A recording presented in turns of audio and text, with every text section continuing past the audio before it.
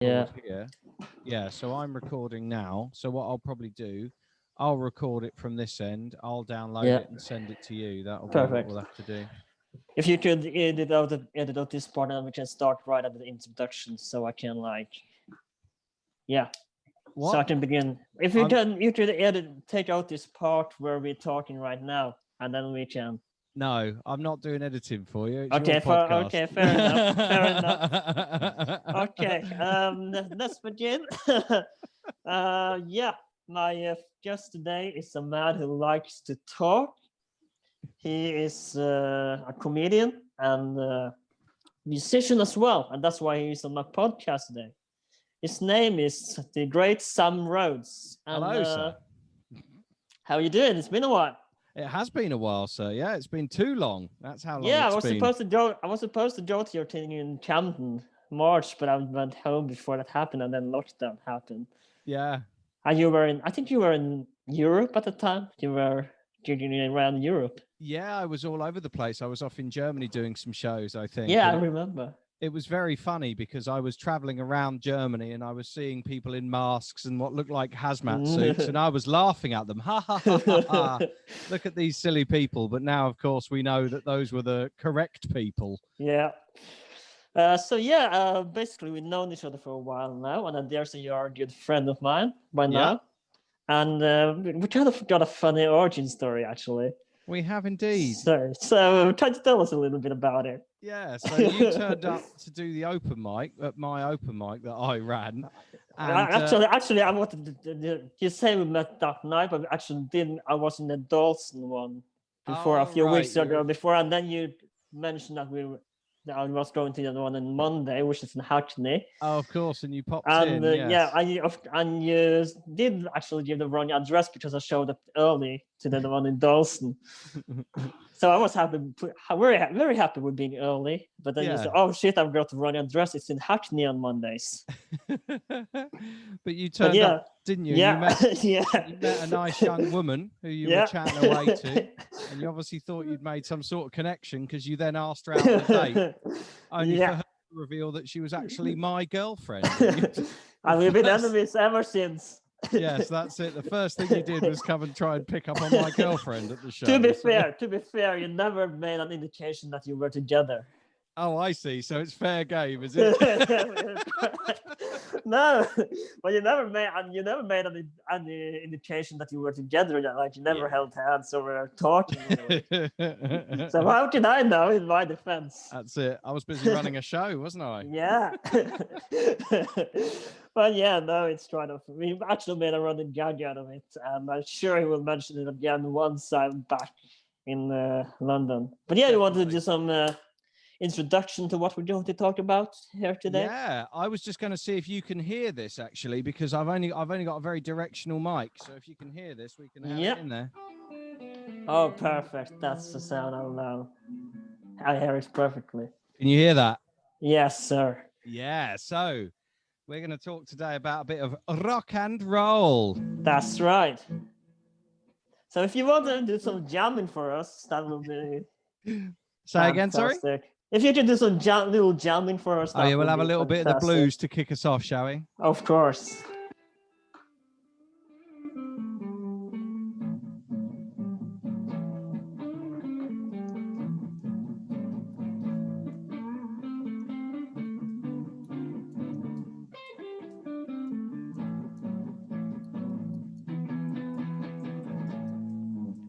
Oh, yeah.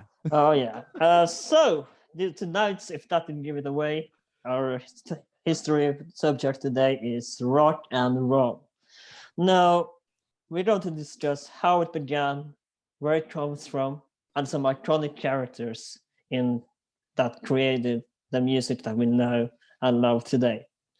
So I just want to start with perhaps many people who is not invested as you and me in the history of rock and roll may not know who this is, but who is Sam Phillips and why is he such an important character to music history as we know it today? So Sam Phillips was an amazing radio presenter and producer who lived down in Memphis, Tennessee, and he set up a little radio station where he also had a little recording booth, and he would invite local artists to come and record. And if he liked what they recorded, he'd put it on his little local radio, and he'd also press it with an acetane press onto a vinyl that you could buy. And it just so happened that one day a young man named Elvis Presley wandered into his little office to record a song for his mum. And Sam Phillips heard it and went, wait a minute, I think this is the sound of a new generation. And he recorded it and he played it. And it was pretty damn good. And everybody got on board very quickly.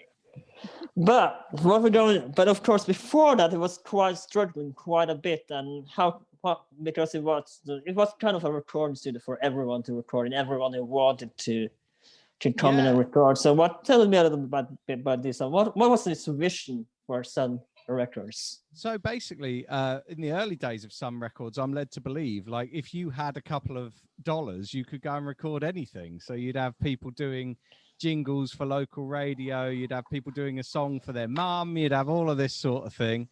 But as I said, what he had that other people didn't have was an acetane pressing system where he could actually press what you'd recorded onto vinyl for you.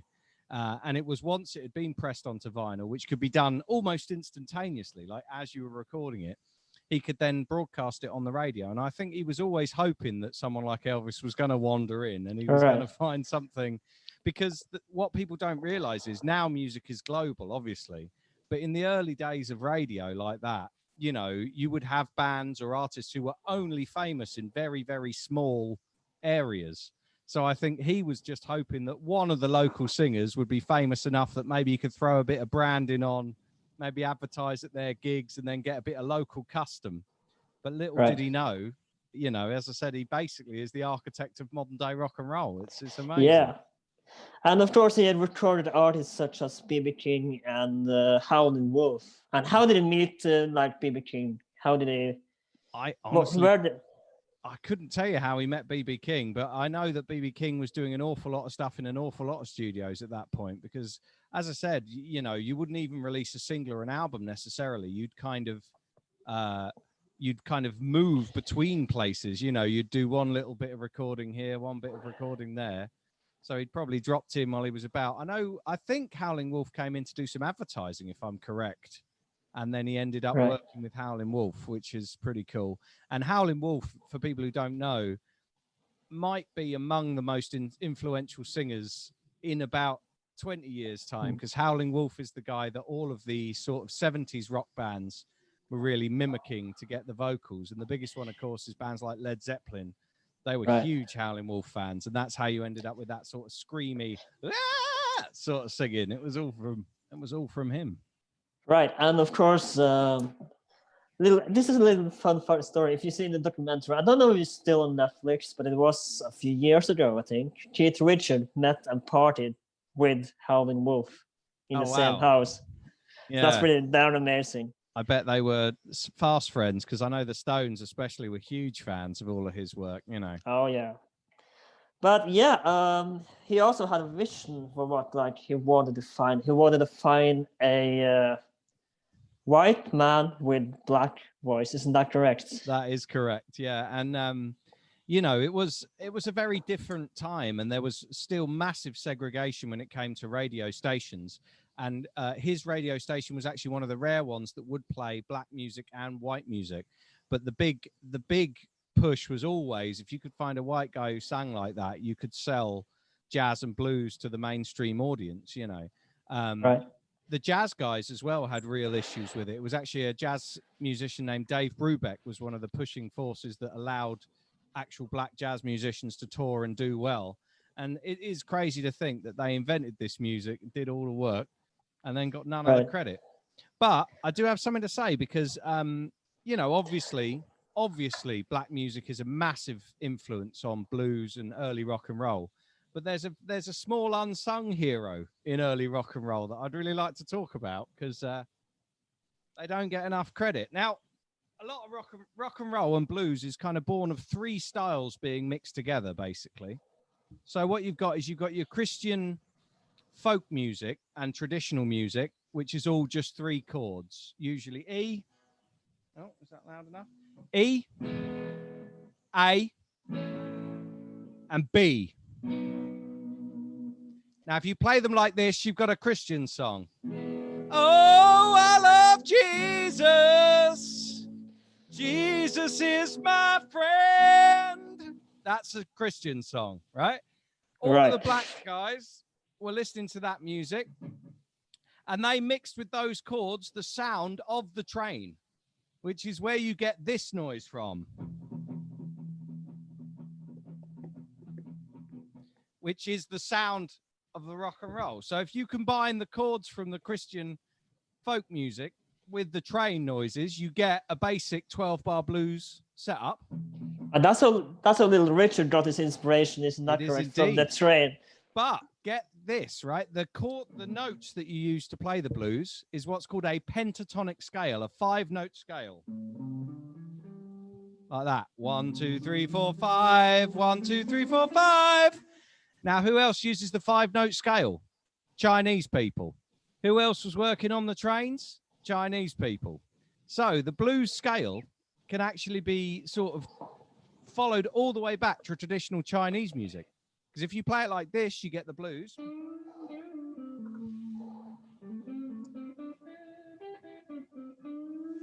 I can hear it now, yeah. But if you play it with lots of vibrato, you've got every traditional Chinese folk song.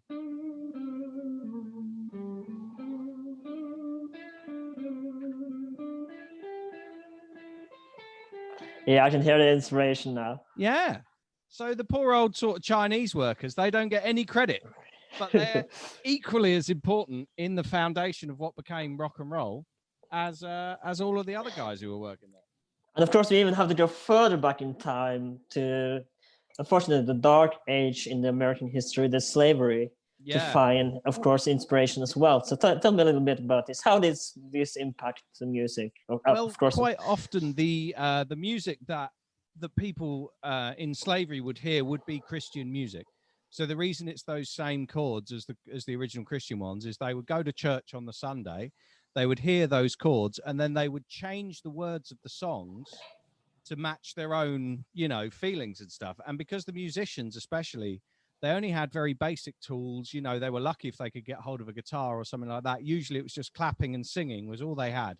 And they just kept it to those same chord progressions that they'd heard in church, but they changed the words so they were more sort of secular. And that's where you get the idea of the blues usually being very sad, and usually always early on being about trains and people leaving you or being taken away, because that's, what these people knew at the time.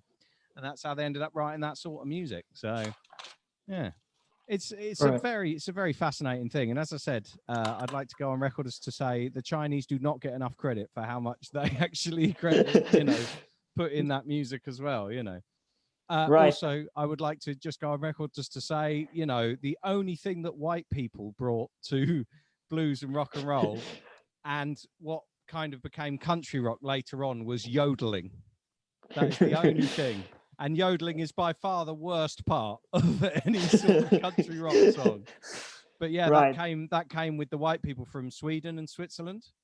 And then if you listen to especially early rock and roll and country rock, they do that yodelay, yodelay, yodelay. Right. And that's the only bit that the white people added. And as I said, by far the worst bit. Agreed.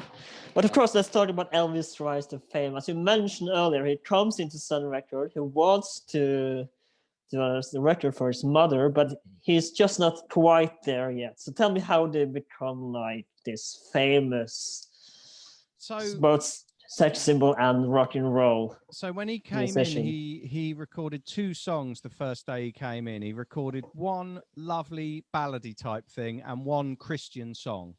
And both of those songs, the producers sitting in the office were like, he's obviously a good singer, but this is not working. So they basically said like, oh, we'll give you one more chance. And then he did like a straight up boogie woogie thing with a bit more energy. And they went, yes, please, that's the thing. We're going to have that. And that was, if I remember correctly, Blue Moon of Kentucky. That's exactly right. Yeah. And that was the single that was then pressed, as I said, on this Ascertain press straight away. So he would have recorded it that afternoon. They'd have had a master recording version of that an hour after he'd finished singing it. and then they could go to the radio station next door and play it on the radio, which is just Right. crazy to think. And also, you've got to bear in mind as well, at that point, the recordings were so basic. You didn't have lots of microphones, you couldn't overdub or have lots of different takes. So exactly what was played in that room is exactly what you then heard on the radio that evening. And it's fascinating to think, and it just grew from there. He got his manager shortly after that, I think, old Colonel Tom. Right. Yeah. And he was the one who was responsible for taking him out and he was the moving one him who into had the chicken dance, isn't yeah. And he was the one who would move him into the different territories. So he went from just being Memphis, and he would take the singles out and he would do it. But I don't think Elvis made an album in that first year and a bit. I think he just did singles for ages, as was often the way in those times. You didn't really make albums, right? Because singles were the quick and disposable way to make a lot of money. You could press them quick. They were cheap to make, and you could sell them for quite a lot. And you could sell a product pretty much every week. You could have a new single out, whereas an album obviously takes a bit of time and work. So mostly singles early on, and it's why if you can find those 50s Sun Records singles of Elvis, they are worth the big money. Well, I can imagine. Yeah. And we're going to take a little break from Elvis. We will come back to him. One of my favorite musicians, perhaps. You may know who I'm talking about, Jerry Lee, the Killer Lewis. So tell me a little bit about him, because he started out as a preacher, and how did that go? Well, he was a preacher with a big old voice, wasn't he? And he could do he could do the real sort of shouty stuff. And like as I said earlier, like the Christian music really, really influenced what rock and roll sounded like. And I think for the most part, he was just imitating what he'd seen at those big loud churches, and he was getting all involved. It's quite funny, I think, because when you think rock and roll, you automatically think guitar, but he was a pianist rather than a guitarist, and he was known for like crazy behavior. And when you listen to it now, when you listen to that early rock and roll now, it feels like the most tame music in the world. But when it came out, it was blowing people's minds. They were like, this is the loudest, noisiest, most raucous thing we've ever heard. We've got to get it out of there. And wasn't it told when it came to Nashville, Tennessee, that guitar is the future? It's not in piano. Yeah. And it's so weird because like I'm sure he definitely influenced hundreds of thousands of musicians, but weirdly, I suppose it's him and Little Richard. And then pretty much everybody else was like, no, we're going to play this music on guitar. But he had a very, very unique sound. And I think whereas Elvis always had a nice croonery voice, I think, Jerry Lee had a much gruffer delivery and a much sort of more of a bad boy image, even maybe, Yeah, definitely. Yeah. And how did it come to end up in Sun Record? And how? I couldn't tell you that, so I'm afraid. I think probably the same way that so many of the other people did, just wandering around, probably through a manager or someone like that, and just gone, hey, have a little listen. No, actually, I think if I remember correctly, he did come because his father sold all his eggs because they were a farmer, and they supported Jerry Lee's career. Oh, they paid for him to go, did they? Yeah, so they had the piano money before he started out in Sun Record. He was traveling all over the countryside near where he lived, and they strapped the piano on the back of the pickup truck, and they played around bars and gigs. And when it came to Sun Records, he demanded to see Sam Phillips. He wasn't into it at first, but then he heard him play, and I don't remember his name, but his executive producer, I think, liked it, and he is the one that made initially Jerry Lee's career. So let's talk about his first hit, and what do you consider his first hit that made him so famous? I think Great Balls of Fire is the one that he's really known for, isn't it? And like that is, that is such an archetypal rock and roll song. That's what's so interesting about that song, is like it just completely sums up the sound of that entire movement. And what I love the most about that sort of stuff is like it almost feels like it comes out of nowhere, because there's a couple of things like, as I said, sort of gospel music had hints of it, but nothing with this sort of drive and big attack to it that existed before, I don't think, you know. And then, of course, once he came out with that, everybody was then pushing and pushing and pushing to try and make their version of it even louder and Right. even faster and even bigger, you know. Tell me about the myth. There's a myth. I don't know if you can, but tell me about the myth where he actually set the piano on fire. Oh yeah, I think I think There's a quite, myth. We don't know if it's true, but it's more of a legend and a yeah, myth in the rock and roll I world. think quite often it was all to do with the stage performance, wasn't it? I used to play regularly with a band called Tankus the Henge, who are still going, and you should look them up because they're amazing. And their singer has a piano which is like hollowed out, so it's actually just a keyboard in a piano frame, and he's rigged it inside so it can fire off fireworks, it can have fire coming out the top, it can shoot lasers. So I'm pretty sure all of that stuff was just a bit of lovely stagecraft, you know. He probably had, Right. you know, but obviously all of that sort of stuff's really good for the old image, isn't it? If people think that's true, Right. then that's really good, you know.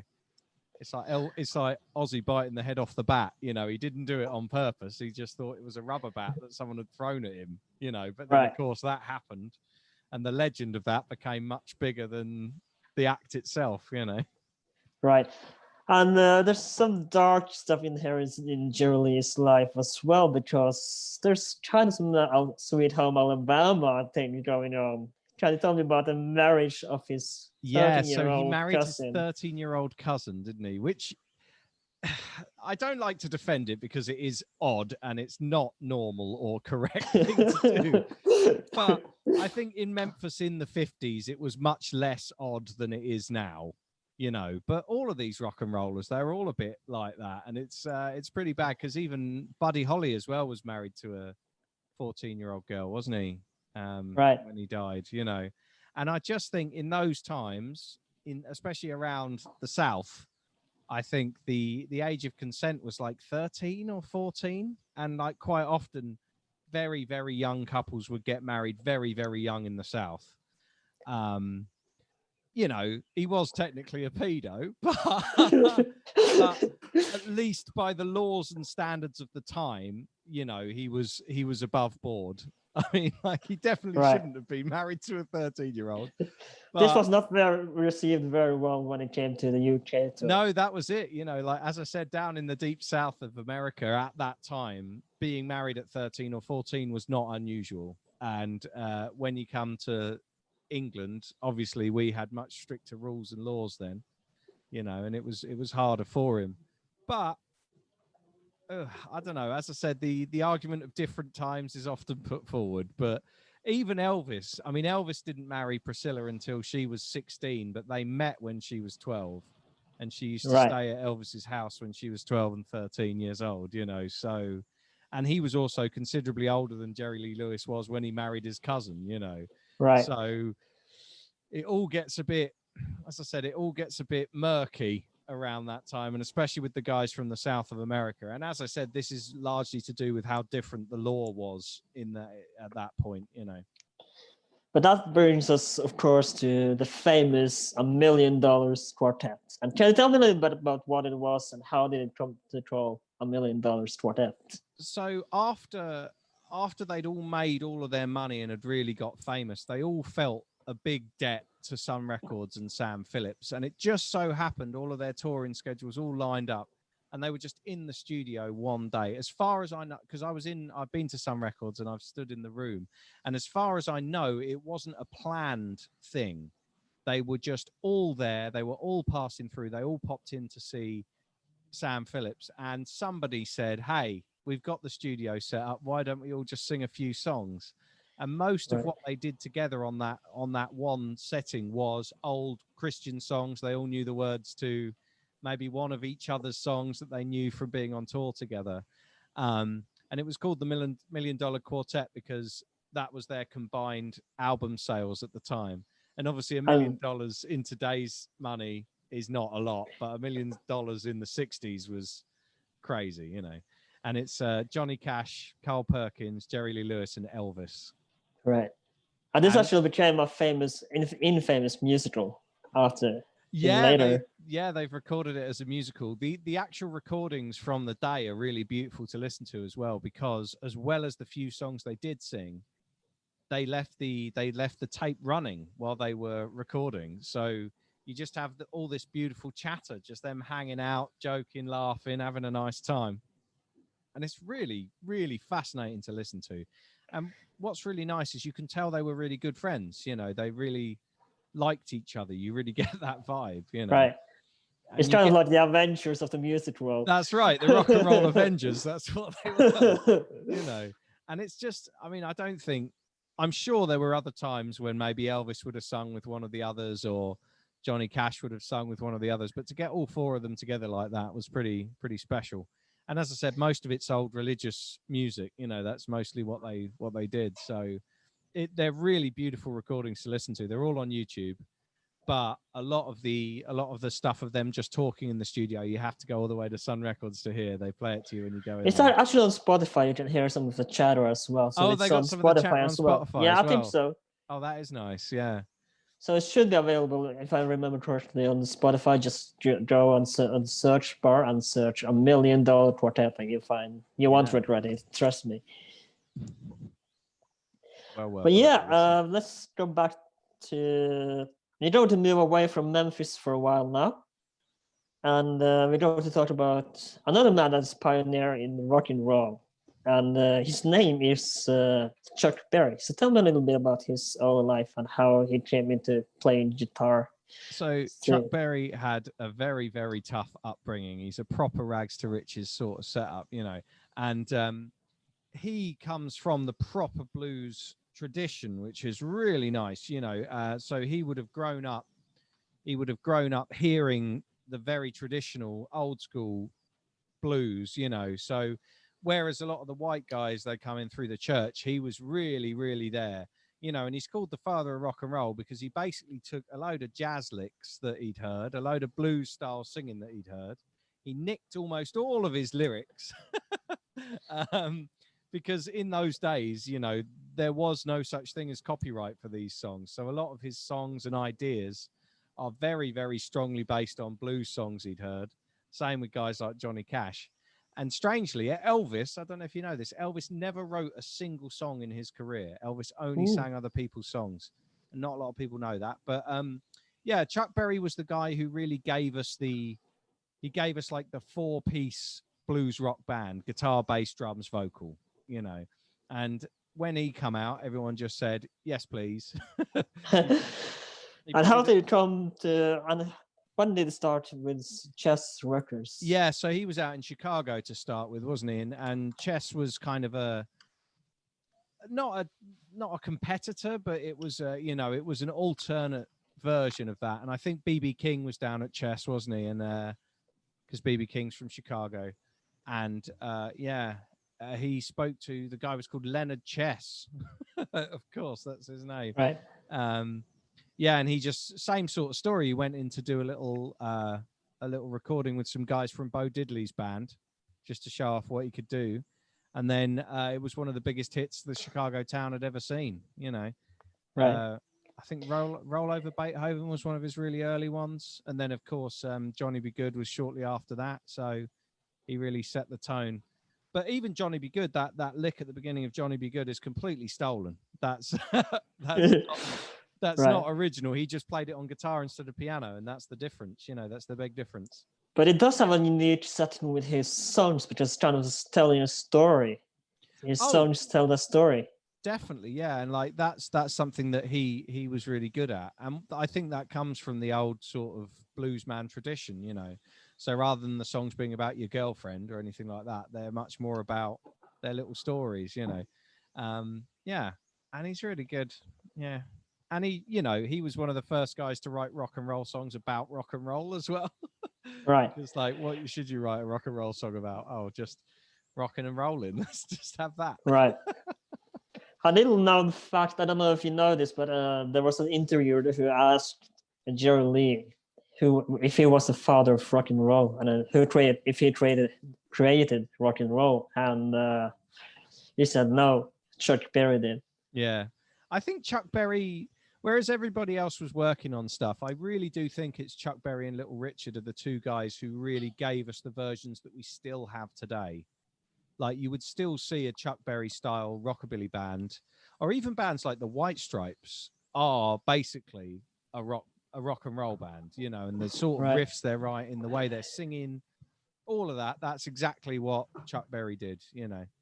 And he was the dude because he was just awesome. Another cool fact about him: first ever celebrity sex tape is Chuck Berry. Ooh.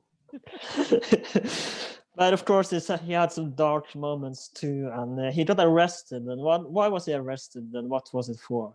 Oh, was that the drugs one? He got done for drugs a couple of times, didn't he? It was a girl who was trying to smuggle Oh, over the right. state, Yeah. and he's trying to put a downhill on his career as well. Oh, yeah. And he was a bit nasty with the ladies, wasn't he, as well? Mm-hmm. Yeah. But of course, that brings us. We mentioned him earlier in this episode, but that brings us to Little Richard, and how we mentioned this again. It's about he took the guys to the train track again one time, and tell me a little bit about that story. I don't know about that one, I'm afraid. Where he got his inspiration from the train, and how he got into how he wrote the rhythm, you know, because actually. Yeah, was he hearing the trains go past, and then he was just Yes, went, that's "All right, correct. I'm gonna have that." Yeah, he made his band members clap the hand in the rhythm that the train went, and that's what we're doing in the recording. I think Little Richard's biggest sort of thing that he brought to rock and roll is the showmanship. I think he was the guy. Like now, when you think of rock and roll, it's all about flamboyancy. You know, once again, in the 70s, it's all about sequin suits and doing big split jumps and stuff like this. Right. Little Richard was doing this back in the 50s. And also, a sort of sexual ambiguity is the other thing that he brought, because he was an openly gay black man in the 50s, which must have just been a very difficult life to have led. Yeah. But then he brings all that into the music, you know, and he brings sort of a sexuality and a very, you know, a very open and exciting idea to it, you know. He tried like cross-dressing as well, didn't he? Well, that's it. He's very, very androgynous. You know, he's kind of male and female, which you obviously then see in artists like David Bowie further down the line. All of your 60s and 70s more flamboyant acts, they were all copying his look and his style. And even people like what's his name, the pianist down the line they made the movie about him, Behind the Chandelier.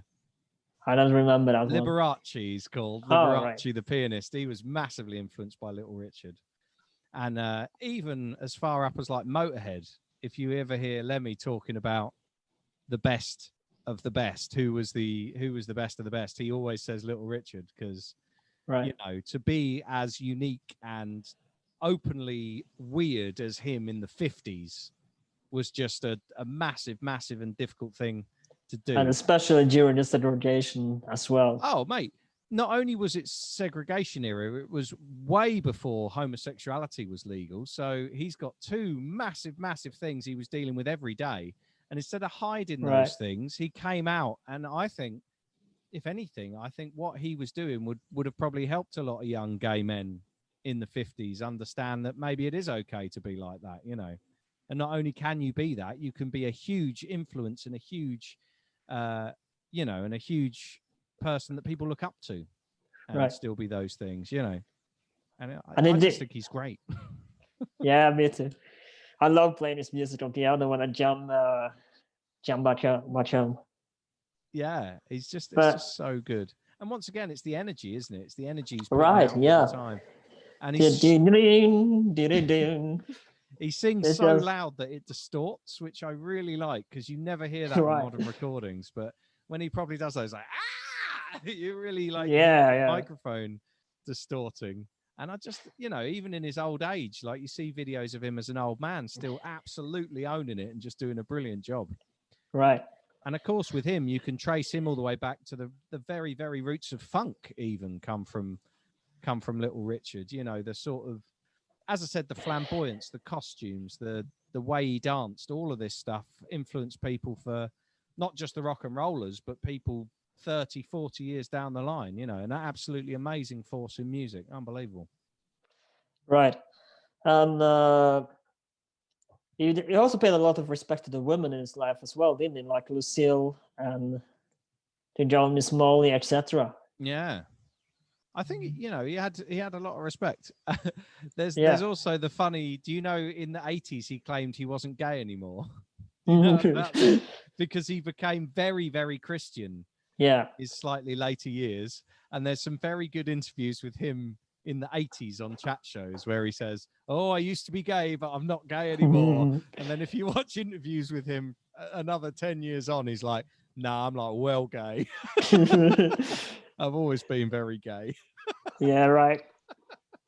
Great. And of course, I think we're going to end with Ray Charles. What's so special about Ray Charles because he's just this amazing pianist as well. Oh yeah, well, Ray Charles, obviously the big thing about him is that he is blind. You know, not only is he an amazing musician, but you know, he really had to overcome a lot to do that, you know, and like a lot of good musicians, he was the highest earning member of his family by the time he was sort of 7 or 8 years old. He used to tour as a musical piano playing child to earn money for his family, you know, which is just crazy to think. And he's another one. His influence is immensely far reaching, you know. And I think, you know, there's no Stevie Wonder without him, obviously, because I think he sort of said to, you know, he said like Little Richard spoke to the gay guys, you know, someone like Ray Charles spoke to people who had maybe a disability or were blind and said, "Hey, you don't have to be just that blind guy. You can actually be as good, if not better, than everybody else," you know. And he's another one whose influence is unbelievably huge. Just thousands of musicians play music because of Ray Charles. Sounds like hit the Road Jacks to the test of time, and it's still used in jam sessions with bands today. And if you look at what's it called, the Blues Brothers, obviously, like mostly his songs, mostly his style, and you know, you have him being massively famous through the 50s and 60s, and then this huge resurgence in the late 70s, early 80s, you know, and it seems every generation rediscovers the good rock and rollers and they go, "Hey, this stuff's great." Right. You know, I just love the scene when they're walking when Ray Charles is the music store owner. Yeah. That cameo scene in Blues Brothers. It's a classic one. That's great. Yeah. It's very, very good. But was he born blind or did he become blind? I think he became blind. I've seen the biopic of him, and I think he could see for the first 2 or 3 years of his life. I think he got like a degenerative disease. So I think he went blind very, very young. And I think he played piano because he went blind. You know, I think he started the music because of that, you know, which is very sad. But it obviously worked out well for him. So. Right. And that's just we need to take a look at my I think that's it for this week's episode. Do you have anything you wish to promote? Yes. Anything you want me to put in the link below when I publish this episode? You can find me online, facebook.com/Sam Rhodes CE, which stands for Sam Rhodes Comedy Explosion. If you've got the internet, you can sign up to Next Up, the streaming service, and you can watch my wonderful comedy special, which is fantastic. It's on there. I'm just Sam Rhodes CE everywhere. You can find me, basically, including computer gaming, if you want to play me at some games. Right. Of course, I just want to say that if you like this episode, like, share, and subscribe. Right? We are available on Apple Podcasts, Spotify, Anchor, and many more. We are also on Instagram now, which is at well.age12, same as the title here. And next week, we will see you next week. Thank you for listening, and thank you for being back. I'm looking forward to coming back to your comedy clubs again. I hope I'll see you soon. It was nice to speak to you again. And you, pal. Thank you very much. Thank you very much. See you.